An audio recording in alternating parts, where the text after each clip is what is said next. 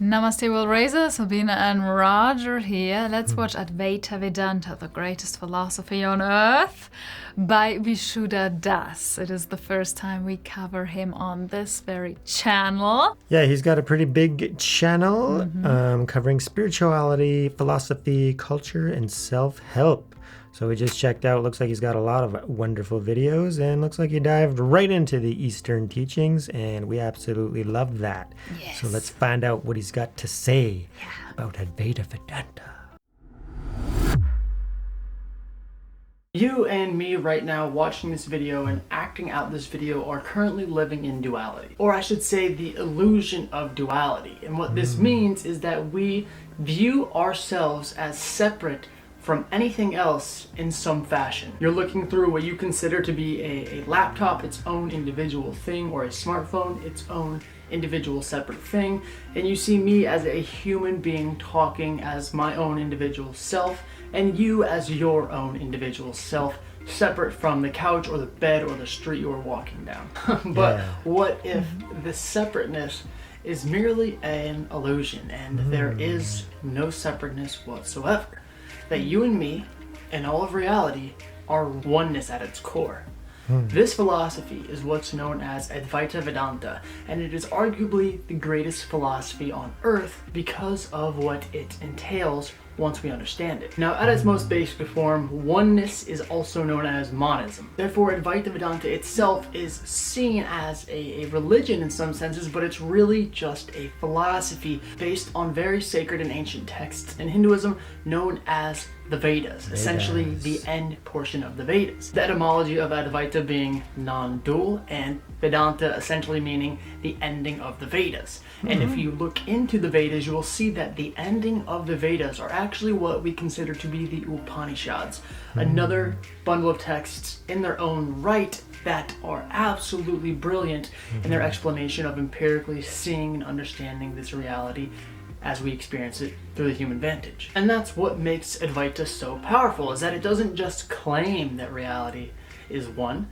but it shows through empirical understanding that we can awaken to knowing this oneness as well. And even in science, oneness is being proven in many ways, which we'll get to later. So before we go any farther, let's talk about what non-duality or Advaita is versus duality. Duality means separateness, and that's really what it is. Abrahamic religions are dualistic. There is God and there is me. There is the kingdom of heaven and there is my soul. This is what dualism is. And on the worldly level, there is me and my mom, or me and my room, or the planet in the solar system. There are all these separate categories. And if we take that separateness seriously, if we see the illusion of separateness as a real thing, or we accept that we are different from the cosmos or different from God in any fashion, we are living in Dvaita, or dualism. We see existence as dualistic and as one thing being separate than another somehow. But Advaita is the complete opposite. In fact, there is no duality in Advaita because it literally just means allness. It means just oneness. No potential even for duality to exist. There can just be illusions of duality. So what this would mean is that I am one with you, I am one with my mother, I am one with my room, the planet is one with the solar system, and so on.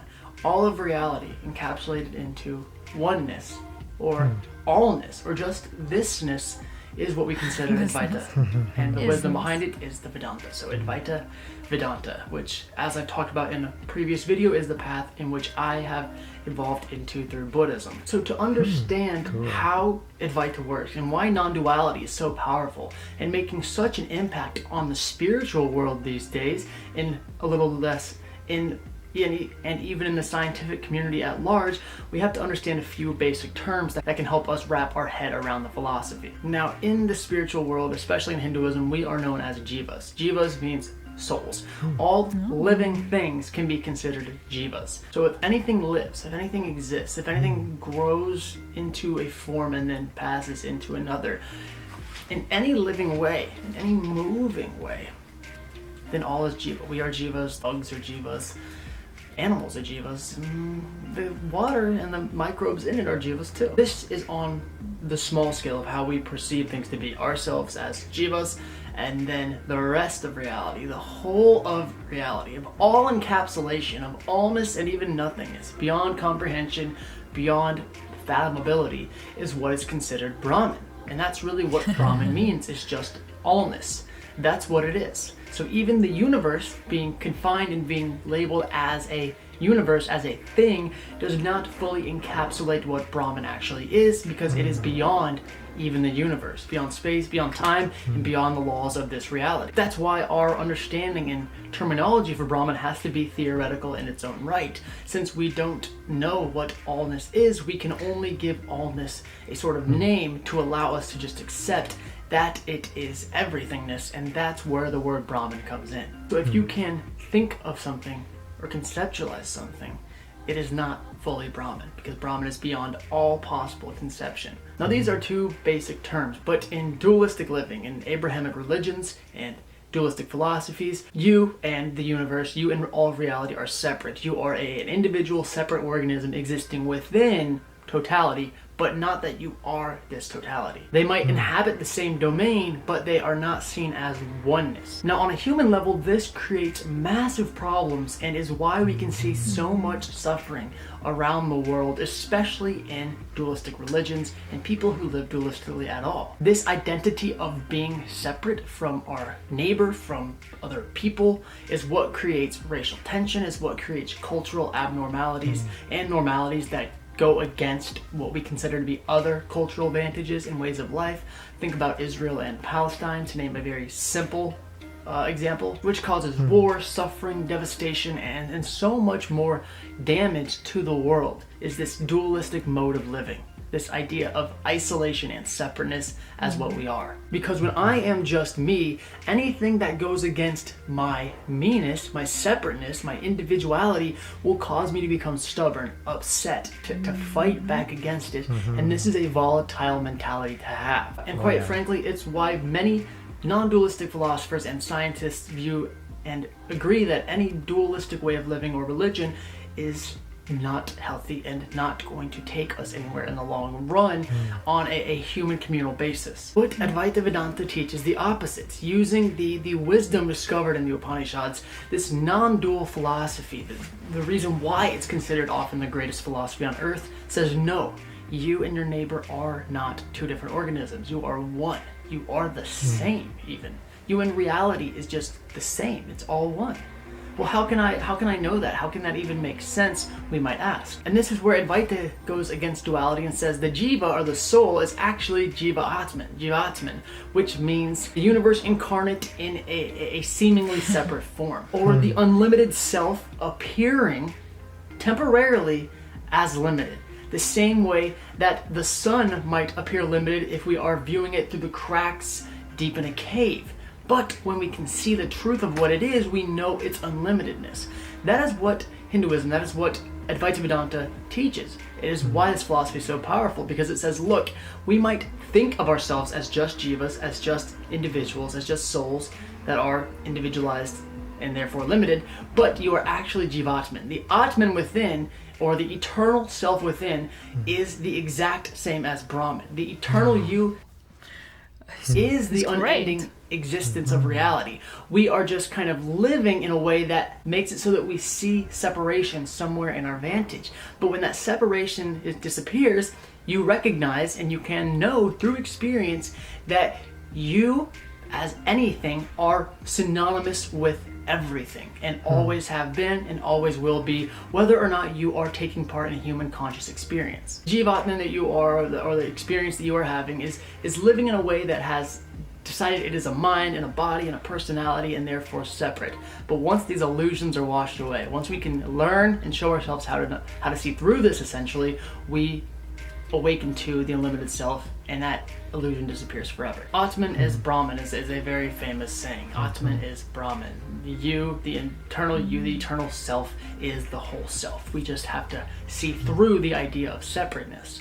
A very, very famous quote that applies to this, and I really love, goes as such. Human beings in a state of unawareness of this universal self see themselves as different from other beings, then act out of impulses of fear, craving, and malice. Now this awakening, this truth, if we can see it, is not just life-changing for ourselves, but globe shifting for the collective human consciousness. And it's why this can be seen as such a great philosophy, because it expresses this in a way that is point blank. This is what it is, this is what you think it is, this is why you're wrong, and this is how you can know that truth. It's the universe playing out the human, not the human thinking it's playing in the universe, is a great metaphor to use. Now granted, there are a lot of subcategories of Advaita and Vedanta. There are dualistic versions of Vedanta, but this is just the basis of what Advaita teaches at its core. If you want to know more, you have to continue seeking on your own time. So even though I can say this and this all sounds great, how do we come to know this eternal truth? How can we enact Advaita Vedanta in our lives and really come to experience and be this oneness incarnate and see through our illusion? Well, all we must do, like I talked about in my simulation video, is transcend Maya. Maya is the illusory reality of separateness. Separateness itself is a product of Maya. Anything that has a name or has an idea or has a limit to it is Maya. It is temporal, and reality is not temporal. It simply is. Because remember, ultimate reality is far beyond time and space. But this is the blessing of Maya as well, as if I can see that anything I identify and know to be a thing is therefore limited, then I also know it's Maya. So I can be existing in Maya, which I am living right now, and which you are, but I am consciously aware that I am within Maya, that I am within this experience of difference, and that is Maya. So all I have to do is move beyond perceiving anything as separate from anything else, and Maya fades away. We see and pass through the veil of it. Along these lines, Ramana Maharshi once said, even the absence of thought does not mean blankness, for there must be one to call it blankness. Knowledge and ignorance are of the mind, they are born of duality, but the true self is beyond knowledge and beyond ignorance. So even if we get to a state meditating of, oh, this is peace, of, oh, I am one with it, we're experiencing, we're thinking, we're labeling, and so we're not really fully with this allness, but we can come to know the true measure of Brahman and Advaita Vedanta, and that is the experiential route. One of my favorite examples of understanding how we currently live in Maya is of a cloud and the sky. We all know that clouds form due to water vapor in the atmosphere, and so we can look at these white fluffy spaces in the air and go, that is a cloud. But it's only a cloud so long as we can identify it. And we know that clouds come into formation and pass out of formation back into the sky. So when it begins to dissipate, it's known as the sky again. The majority of us will always see the sky like this, of sky having clouds in it. But we don't really think of the sky as being the clouds synonymously, and that the words sky and cloud themselves are just made up arbitrary notions of expressing an unexpressible thing that we are experiencing. In this sense, the sky is Brahman and the cloud is Jiva. So when we begin to see that the sky and the clouds aren't separate, we begin to recognize that jivatman is Brahman and that Ātman is Brahman. The cloud is the sky. And we begin to always see that the cloud has always been Brahman, that Ātman always was Brahman. We just mislabeled it. And that's why, from me personally seeking for so many years and doing so much research, that the more my practice evolved, it always flowed into this non-dual practice provided by Vedanta, Advaita Vedanta. And wherever you live, especially in the States and even overseas, if you Google Vedanta schools or Vedanta temples, there are lots of places, especially here in Los Angeles. There's one that I go to every couple of days that teaches this philosophy and helps you understand it better than just this one video can do. Because even this video, for how long it is right now, doesn't fully grasp what Advaita Vedanta fully is. It's just a basic, or as basic of a miniaturization as I could make. Siddhartha Maharaj once said, when the mind is quiet, it reflects reality. But when the mind is full of motionlessness, it dissolves, and only reality remains. How can we implement Advaita Vedanta in these practices? Well, the Neti method is great, the I am method is great, but living out our lives and the actions we do help as well. So look into practicing devotion to this all-encompassing reality through bhakti yoga, through selfless work that helps quiet the ego, such as karma yoga, through self-reminders that I am the whole, that oneness is my eternal reality, through loving all of reality no matter where you go, projecting all of your love into everythingness because it is all one. Doing this makes you more confident because you know your place, more loving because you accept everything as an extension of you, and as you being an extension or conception of it. You become this kind of unfiltered ball of love and energy and excitedness to do everything in life. It is a beautiful path, and to me it is the path. If I could ever promote a single path to anybody on the planet, I would promote Advaita Vedanta. It is life-changing, and I think it can change yours too. What a sweet young man. Yeah, what a treat. He nailed it. Yeah. Yeah, amazing to be so young and to have such wisdom and insights, and to be guided to the path of what really, works for him, and definitely one of the highest philosophies, Advaita Vedanta, non-duality, and explained it, beautifully. Very succinct, very distilled, of course, a basic introduction. There's much more to it, but the main thing is the practice. Just see yourself as being connected and one with others, and then you can really let the bhakti flow, because you're more loving, outwardly, not just loving and devoted to, a god or a deity, that's separate from you and separate from the creation, but understanding that the one source of absolutely everything is manifest in creation as well, which is why, I love the Upanishads as well, and then their teachings, of non-duality, which is, for me as well, it's a big part of my practice, even though, I'm also devoted to Krishna. And then how does that work if Krishna is separate? See, I don't see it like that. I see that Krishna and God, the ultimate, is beyond existence and non-existence. It's transcendent and immanent. So they don't contradict each other once you understand that, there could be a God that is separate, that is also the source of non-duality. And then within everything within the universe is part of his non-dual manifestation, the material realms, right? Then everything in it is still one. So we're still one with everything in existence and with each other, and with God, whereas God is one with us, but also separate. So they don't really contradict. From, like, in my mind, I think they still both work. But the main thing is to realize that, hey, you see it like this. It's like, okay, the universe is one big dream, and there's a dreamer, and now we're in the dream, and we have consciousness, which means we're not separate from the dream. We're part of the dream, and we're in it right now. We're literally dreaming this dream, collectively, as one infinite field of consciousness. And it's our consciousness, the Ātman, the spirit, the soul, that has consciousness and awareness. It's the very ground and root of our being. And every jiva, right? So every being in existence that has life, has consciousness, because consciousness is life, right? And then so there's the infinite field of consciousness, and then it's manifesting into all the jivas. I have a question. We say, humans, animals have consciousness, right? But what about, okay, it sounds funny now, but what about table? Because everything, in the end, there is only consciousness. In the end, there is only God. In the end, there is only the infinite field of consciousness. So isn't that everything that manifests consciousness?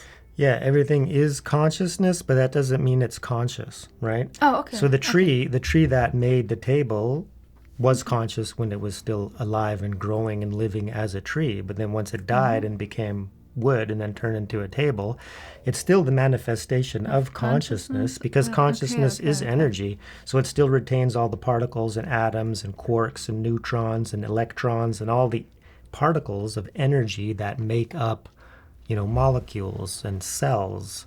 So the big consciousness, the infinite field of consciousness, is still the consciousness that is maintaining the table, right? Because all of the atoms still need to be intact. So it's still consciousness, but it's not conscious, right? And that's the, the inert matter that we think that, it doesn't have consciousness, but it is consciousness. It's just not conscious. Okay, right? Yeah, makes sense. So that's how I see it. But I also loved when he touched on everything as an extension of God. So we are, and we are an extension. yeah, and then we're extending, and then just by practicing that, we're extending, that relationship outwards. So he's also talking about how joyful, life can get when you practice this philosophy. And then he also touched on how Advaita or duality teachings, the Abrahamic religions, and even other such faiths within Hinduism that we're starting to notice, they're, in my mind, and I don't want to be judgmental towards other belief systems, but we can just see over the course of human history that they are lacking in some ways because we're not really doing what the proponents of that religion taught. They taught to love one another. They taught to care for one another. They didn't teach to convert each other. You know what I mean? So it's a little bit lacking. So those religions are kind of teaching that, if I convert you and you believe what I believe, then I will help you. Or I will help you in order to convert you, in a way, is kind of how it seems. And then that just creates conflict, because then you're going to have one religion trying to convert the other, and they're both grounded in their belief. And then you can see that. That's a big problem. There's no denying it, that is a big problem. Whereas if you understand non-duality, that we all come from one source, then we can let go all of the labels, right? The limited, identities that come with the identity of being separate, because the separateness and then the mind, they create, the names, right? And then the race, and then the gender, and then all of the other inequalities and, discriminatory aspects of just being separate. But if you see, okay, well, we're one, no matter what you believe, even if you believe something different than me, you're still part of me. Anyways, let's move on. Thank you so much, Vishuddha Das. It was a fantastic video. Yeah, absolutely amazing. Keep up the excellent work. Love your channel, and maybe we'll watch some more. If you like this video as much as we did, please hit that like button. And of course, subscribe. It really, really helps the channel. Let us know what you think down in the comments. Are you practicing Advaita Vedanta? And do you agree? Is it one of the greatest philosophies on earth? And how has it helped you? Please let us know. And remember, the most important thing is to raise yourself and raise the world. Thank you so much, everyone. We love you. Peace.